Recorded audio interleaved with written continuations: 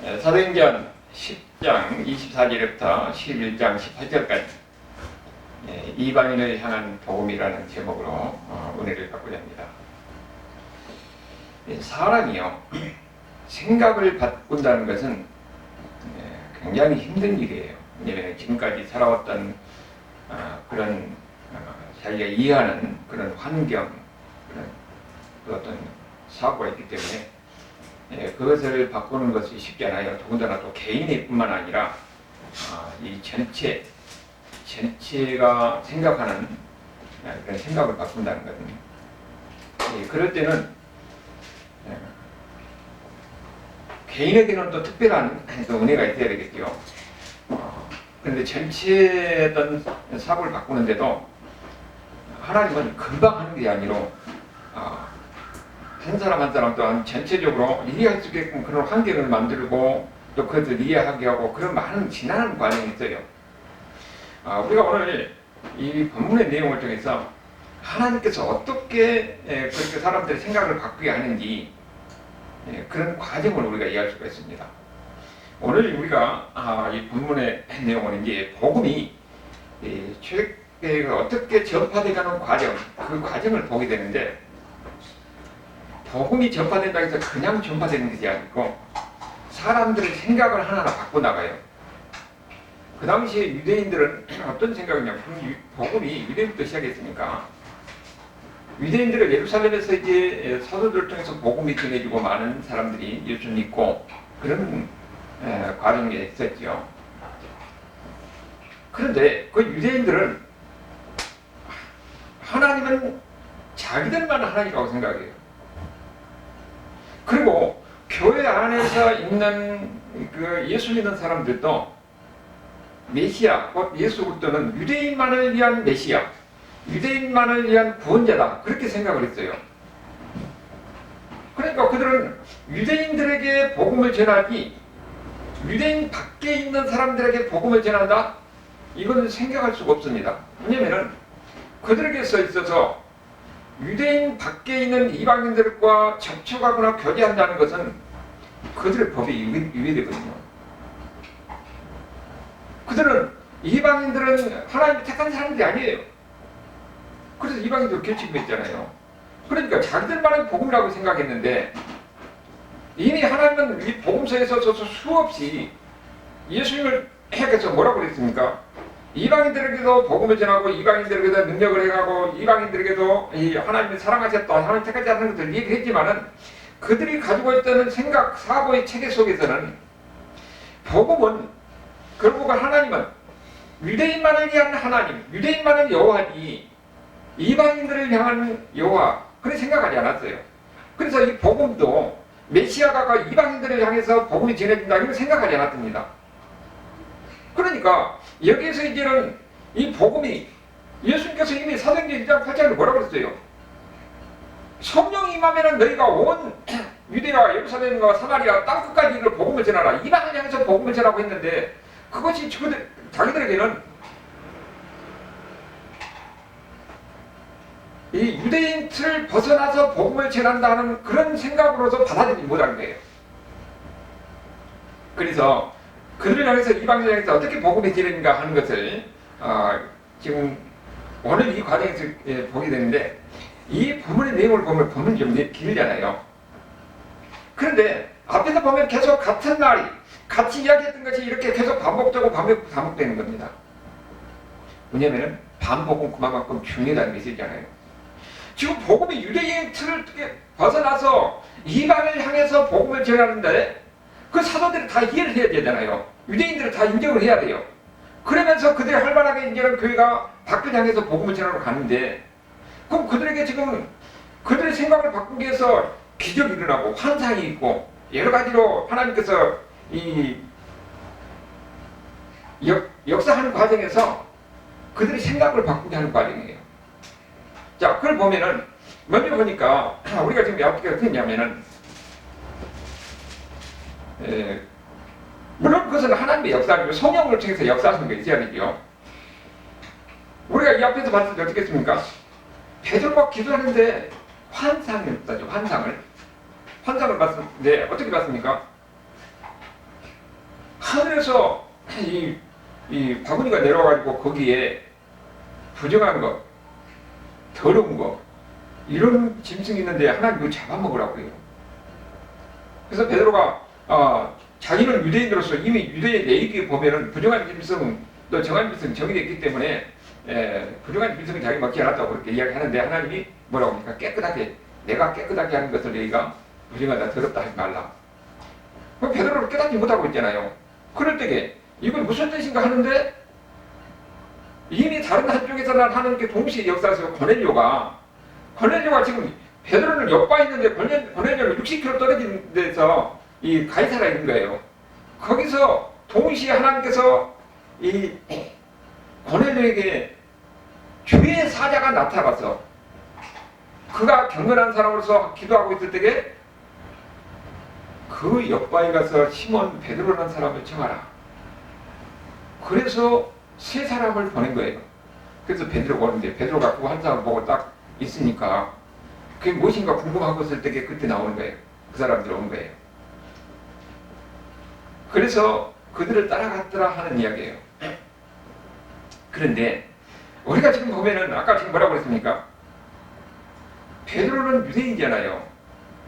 자기가 이해하는 것은 그 복음은 예수님은 유대인들을 위한 예수님, 유대인을 위한 메시아 그렇게 생각하고 있는데 지금 그 자기가 이해하지 못하는 환상이 보이는 거예요. 그리고 하나님이 깨끗한 것을 네가 저렇다 하지 말라는 겁니다. 그리고 이게 무슨 뜻인가 하고 있을 때 또 사람이 온 거예요. 어디서 오느냐? 이방 사람이 온 겁니다. 이방 사람 시선에 와가지고 그러면서 그 이야기를 하면서 베드로를 초청했다는 거예요. 그래서 이건 하나님이 하신 것이다 하고 갑니다. 이제 가이사라로 가는 거예요. 그럴 때 베드로에는 고민이 있었겠죠, 없었겠어요? 지금 이미 앞에 28절에서 보면 유대인으로서 이방인과 교제하는 것이 율법인 줄 너희도 알거냐 그렇게 얘기했잖아요. 유대인 사회에서 이방인들과 같이 접촉하는 것 자체가 유대인 이 관습이라는 율법, 유대인만의 법에서는 율법인 거예요. 그러니까 만약에 자기는 교회에서 예루살렘 교회 리더 아니에요. 제자들, 수제자들 예루살렘 교회 리더인데 유대인과 접촉하고 유대인들의 그 공동체에서 허용되지 않는 것을 하려면 자기의 위치로 교회에서 위치도 흔들리는 그런 상황이에요. 그런데 베드로만 어떻게 됩니까? 특별히 하나님의 이 애굽 사람들도 체험했잖아요. 환상을 통해서 하나님의 음성을 들었잖아요. 그러면서 이 앞에서 보면 하나님이 두려워하지 말고 가라고 그랬어요. 그래서 법에 어긋났지만 이것이 하나님 말씀이고 하나님의 뜻이다 생각하고 그럼 갑니다. 자기의 지위가 잊히고 위험한 상황이 있을 수도 있지만 그래도 이것이 하나님이 일하신 것이구나 하고 그게 가는 거예요. 그러면서 가는 때 얼마나 갑니까? 거의 60km면은 거의 이틀을 걸려서 가는 거예요. 가서 이제 거기에 가이사라에 가는 거예요. 가이사라에 갔더니 어떤 일을 합니까? 10장 25절을 보니까 거기에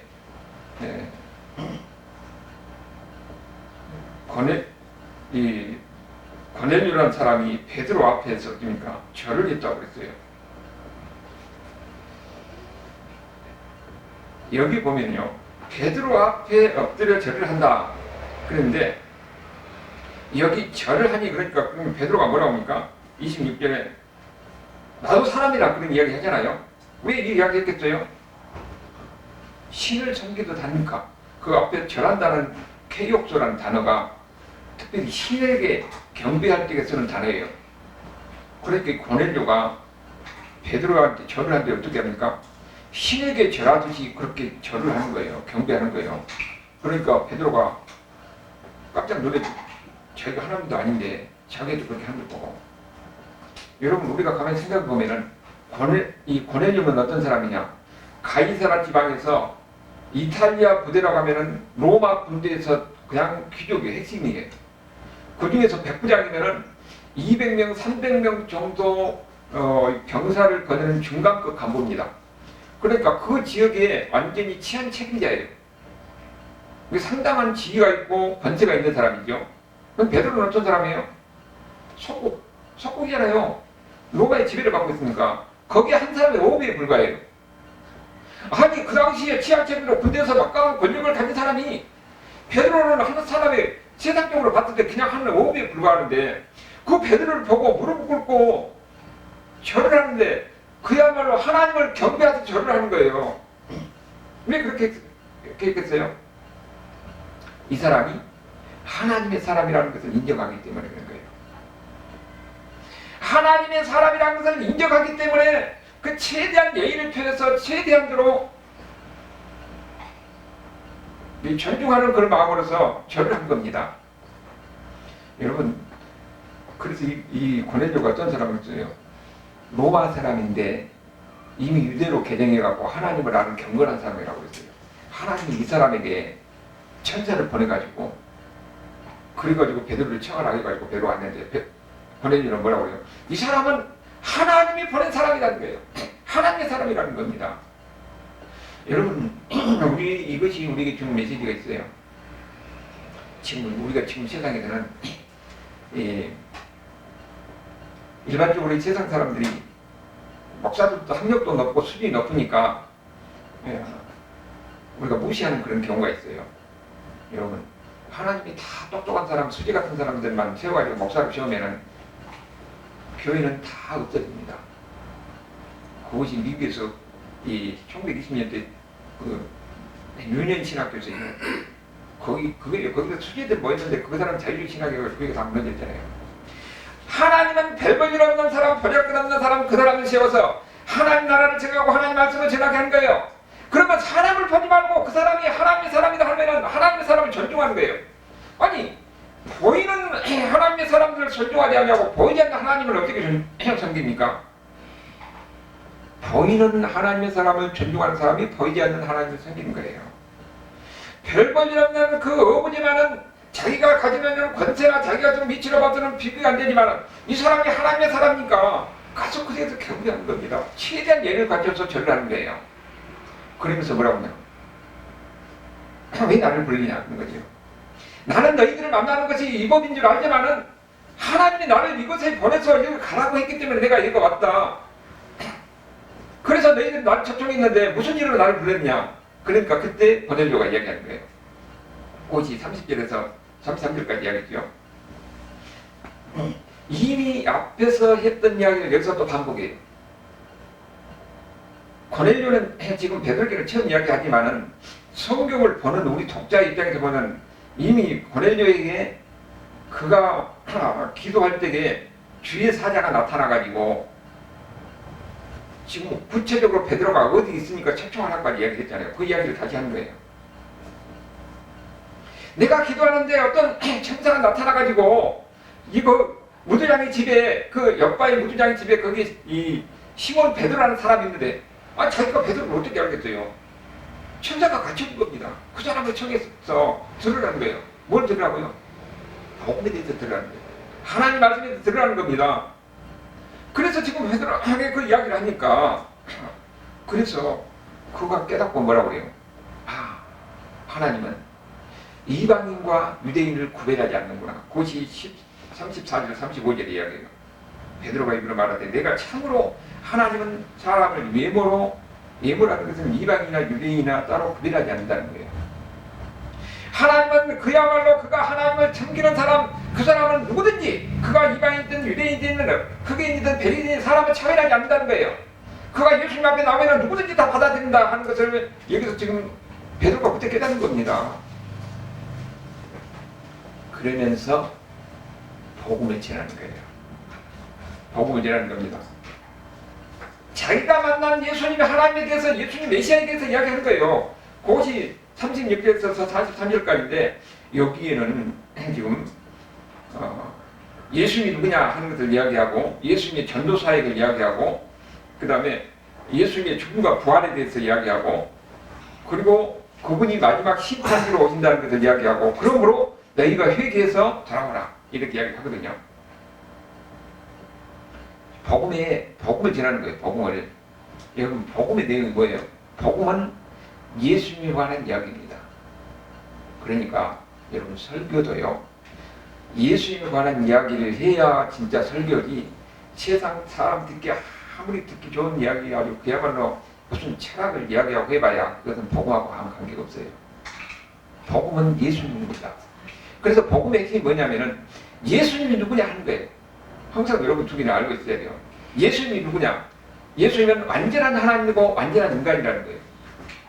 그분이 무슨 일을 하셨느냐? 죽으시고 부활하셨다는 겁니다.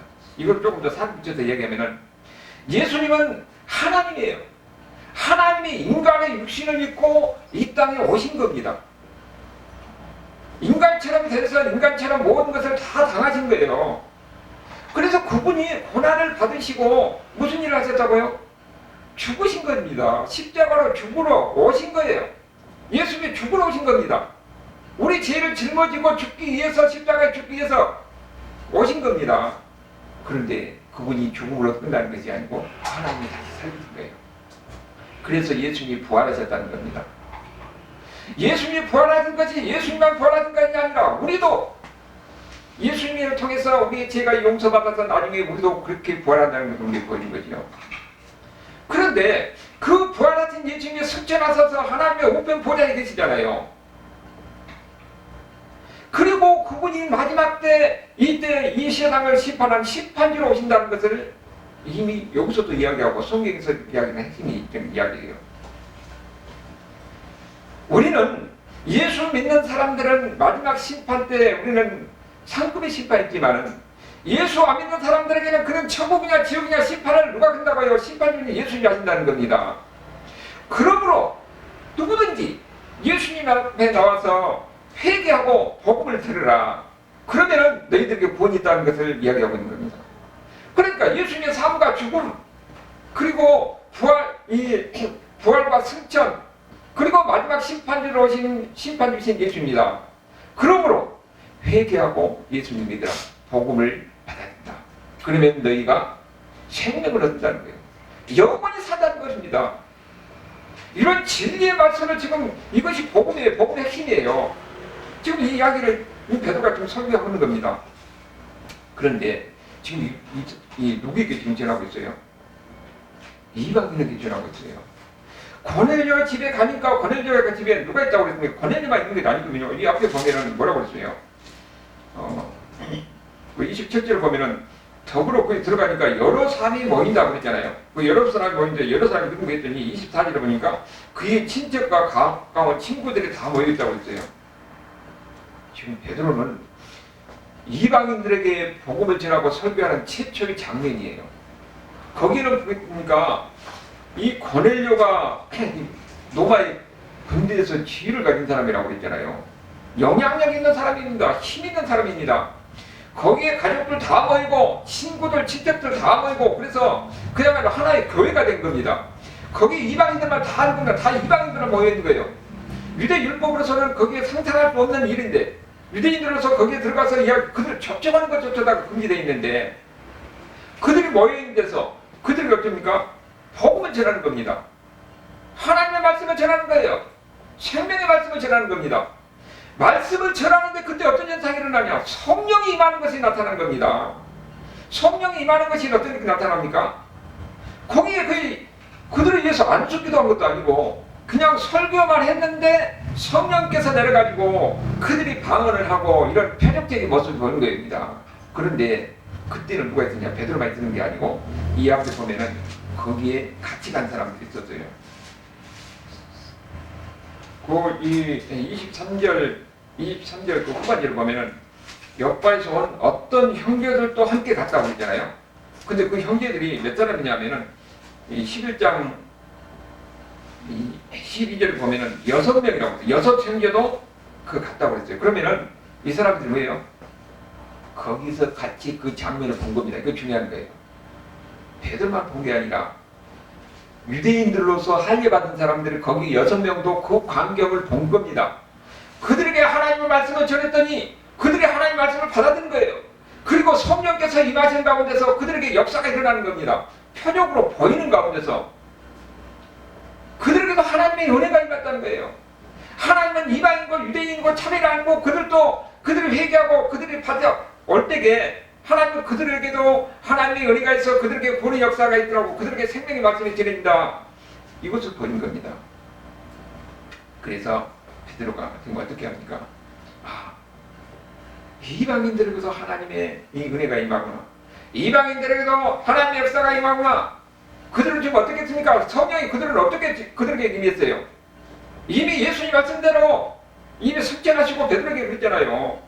성령이 너에게 임할 때까지 너희가 기다리라 그랬는데 마가의 다락방에서 그들이 기도하고 있을 때 성령이 그들에게 임해가지고 그야말로 놀라운 역사가 일어났죠. 예언 있고 방언 있고 막 불이 혀같이 막 성령이 불이 갈라지고 최초로 성령이 내릴 때게. 그런데 그때 성령이 내릴 것 같이 여기서 지금 이방인들에게 설교하고 있는데 성령이 하늘에서 그런 능력이 나타나는 겁니다. 사람들에게 표적이 나타나는 거예요. 거기 베드로가 있는 것이 아니라 이방인들은 중요한 거예요. 유대인들이 거기에 있는 주민들이 중요하잖아요. 그 유대인들이 할례 받는 사람들 거기 6명이 베드로까지 7명이 있죠. 그들 본 겁니다. 그래서 베드로가 뭐라고 해요? 하나님이 우리에게 성령이 임했던 것 같이 이들에게서 성령님께서 임하셨구나. 표적으로서 방언으로서 이렇게 보여줘요.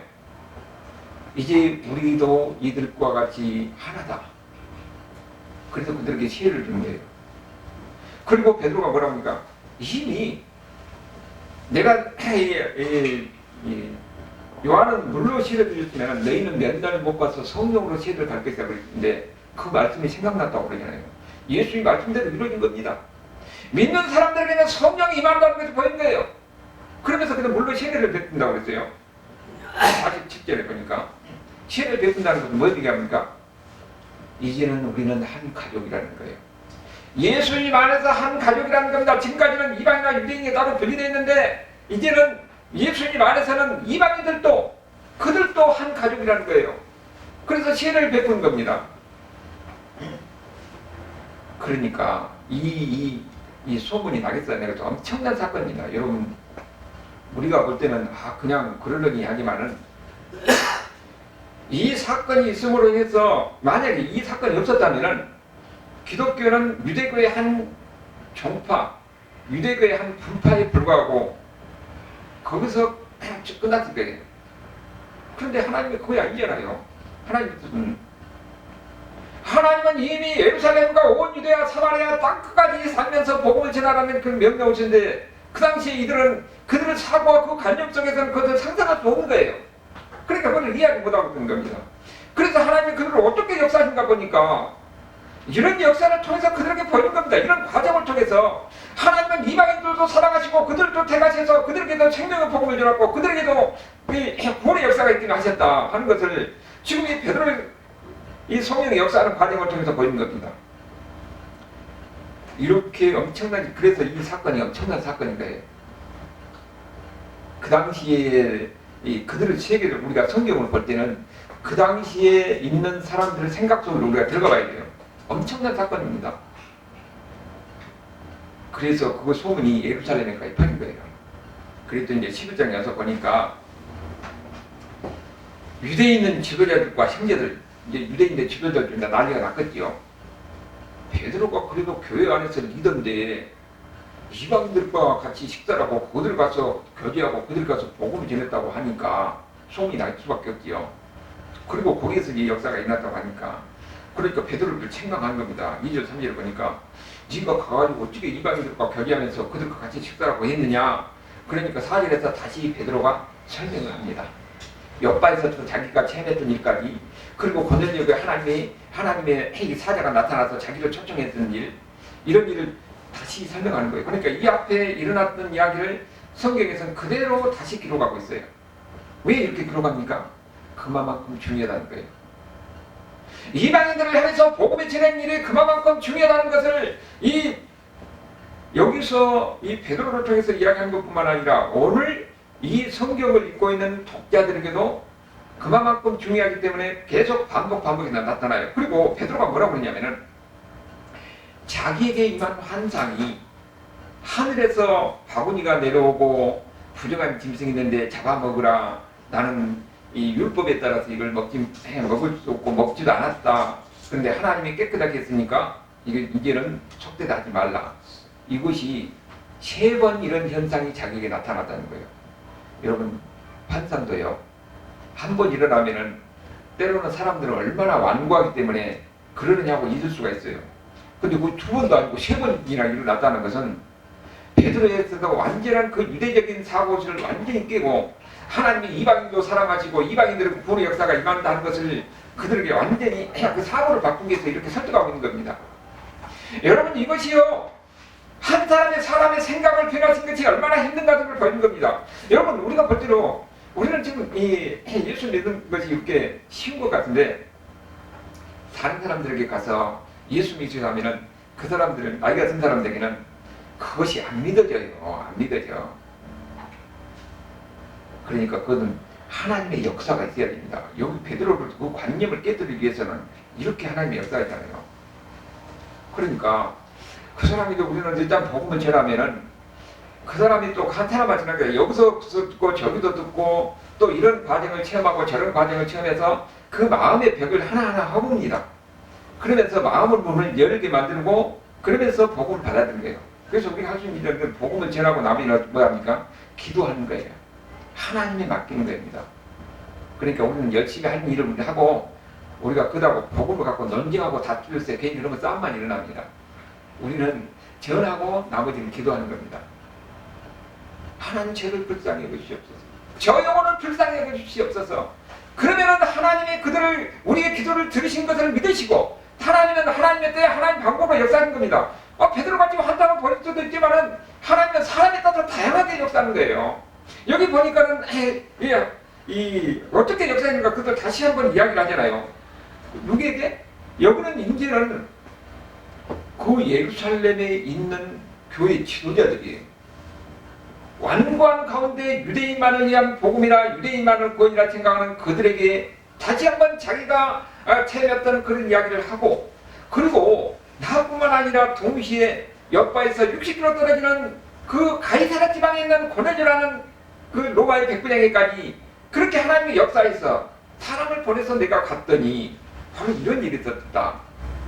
그래서 내가 그들에게 가서 복음을 전했더니 성령이 그들에게 임하더라. 그들에게 가서 방언하고 표적이, 우리가 이 성령이 우리에게 임했을 때와 같은 그런 현상이 이방인들로부터 임하더라.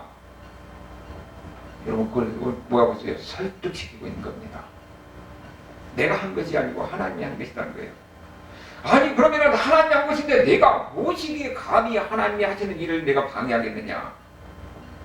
그래서 나는 하나님께 순종하는 것이고, 이제는 하나님이 유대인만을 위한 하나님이 아니라 이방인을 위한 하나님이 되고, 이방인에 대해서 하나님께서 이 복음을 전하라는 하나님의 위대한 명령이라 하는 것을 베드로가 이야기하니까, 그렇게까지 베드로를 이 시비를 걸고 그랬던 사람들이 이제는 뭡니까? 18절을 보니까 그들이 이 말을 듣고 뭐라고 합니까? 하나님께 영광을 드리고 이제는 이방인들에게도 생명을 얻는 회개를 주셨구나. 이것이 뭐냐면은 중대한 역사적 전환점입니다. 그들이 바로 이방인에게도 복음을 전하고 이방인도 생명을 얻을 수 있는 회개를 주셨구나. 그들도 하나님의 말씀을 임하고 그들에게도 하나님의 말씀을 잡게 하셨구나. 그들에게도 성령이 임했구나. 우리에게만 성령이 임해서 이렇게 은혜가 있는 줄 알았더니 그들에게도 성령이 임하고 그들에게도 표적이 나타나고, 이것을 그들이 이제는 이해하고 받아들이는 그런 장면이에요. 그렇기 때문에 복음 역사에서 엄청난 중요한 사건입니다. 이제는 이렇게 베드로를 통해서 이야기를 해요. 우리가 베드로를 보면은 금방 됐습니까? 안 됐어요. 어떻게 했습니까? 베드로가 할 때도 처음에 베드로가 이방 지역에서 베드로가 하나님을 설득하는 과정을 보면은 루다라는 이방인 지역에 하나님의 기적이 일어나는 것을 보여줘요. 아니 보면은 루다에서 이 병자를 붙이고 옆바에서 에니아라는 사람이 죽은 사람을 살리고, 이방 지역에서도 하나님의 능력이 임하구나. 그런데 거기서 끝나는 것이 아니고 이제는 환상을 보여주잖아요. 환상을 보여주면서 하나님이 베드로를 설득해요. 이제는 이방인도 예수님께서 그들을 깨끗하게 했으니까 너희들은 그들을 받아들이라는 거예요. 그래서 그 처음에 무슨 말인지 모르더니 자기만 있는 것이 아니라 이방 사람 고넬료에게도 임해가지고 고넬료를 통해서 자기를 초청하게 하고, 그러면서 거기서 설교를 했더니 예수님에 대해서 이야기를 했더니 거기에 성령이 많은 겁니다. 이렇게 보면은 베드로는 어떻습니까? 기적을 보게 하고 하나님이 유대인만이 아니라 이방인들도 기적이 나고 그 다음에 기적 자기도 환상에 대해서 설득하고 아니 자기만이라는 것이 아니라 동시에 다른 이 고넬료라는 사람에게도 동시에 임해가지고 거기에서도 그 이야기를 고넬료라는 사람이 이 자기를 천천하게 만들고 이런 것을 보고 어떻습니까? 아 하나님은 유대인만을 하나님이 아닙니다. 이방인도 하나님입니다. 베드로의 마음을 변화시키고 그 다음에 베드로를 통해서 거기에 있는 유대인 지도자들의 마음을 변화시킵니다. 이제는 하나님은 유대인만을 하나님 하나님이 아니고 이방인만이 하나님입니다. 그리고 그들은 뭘 생각했어요? 예수님께서 예루살렘과 온 유대와 사마리아 땅까지 복음을 전하는 하나님의 위대한 명령이 이제는 우리가 할 일은 여기서만 끝나는 것이라 온 유대 사마리아 땅까지 복음을 전했구나. 이것이 하나님의 명령을 다시 한번 그렇게 상기시킨 겁니다. 이렇게 그들의 마음을 열었고 그 다음에 하나님은 어떻게 해요? 사도 바울이라는 사람을 준비했잖아요. 이 앞에. 이제는 여기서부터 사도 바울이 본격적으로 복음을 전하겠습니다. 이게 하나님이 아주 치밀하게 일하는 걸 볼 수가 있죠. 여러분 한 사람을 설득시키는데도 하나님이 치밀하게 역사한다는 걸 믿으시길 바랍니다. 여러분이 지금 이 하나님이 무엇인가 하나님에 대해서 잘 모르잖아요. 그러면 지금 여러분은 하나님을 설득시켜서 하나님을 알게 하는 겁니다. 하나님을 알게 하고 하나님을 만나게 하고 하나님을 경험하게 하는 겁니다. 때로는 모르면은 이 베드로와 같이 그때 환상을 줘가지고 아니면 기적을 체험하게 해서 하나님이 살아계시고 하나님이 너를 얼마나 사랑하신지 그리고 이 세상의 삶의 전부가 아니고 우리의 삶이라는 것은 이 세상의 죽음은 그 다음에 영원한 생명이 있다는 것을 우리가 깨닫고 확신을 갖고 살아가게 하는 겁니다. 그러면서 이 땅에서 진짜 하나님의 백성으로서 하나님을 믿는 사람으로서 그뿐만 아니라 모든 사람이 하나님의 증인을 되라고 했으니까 여러분이 그러므로 이렇게 네가 만난 하나님 내가 은혜를 받는 이 하나님에 대한 확신을 가지고 증거가 되는 거예요. 이렇게 하나님이 사랑하신데 사람을 감정으로 어떤 기적으로 이렇게 화가 하는 게 아니라 하나하나 설득합니다. 이런 기적을 통해서 그걸 깨닫게 만든 거죠. 마음을 변화시키는 겁니다. 생각을 변화시키게 하는 거예요. 여러분은 어떤 사람이에요? 이렇게 하나님께 설득돼서 믿는 사람이에요. 예수 믿는 사람입니다. 그리고 회개하고 천국 백성이 되게 한 사람이에요. 이제는 우리가 이 세상이 끝나는 게 아니고 그 다음에 영원한 세상이 있고 마지막 때는 예수님의 심판으로 오시는데 우리는 그 심판이 아니라 이런 상급 심판이 있을 뿐이에요. 우리는 이 소망 갖고 사는 겁니다. 이렇게 복음이 놀라운 하나님의 역사가 임했다는 것을 여러분 믿으시고 그 가운데서 확신을 가지고 기쁨으로 살아갈 수 있는 저와 여러분 삶이 될 수 있기를 주님으로 축원합니다.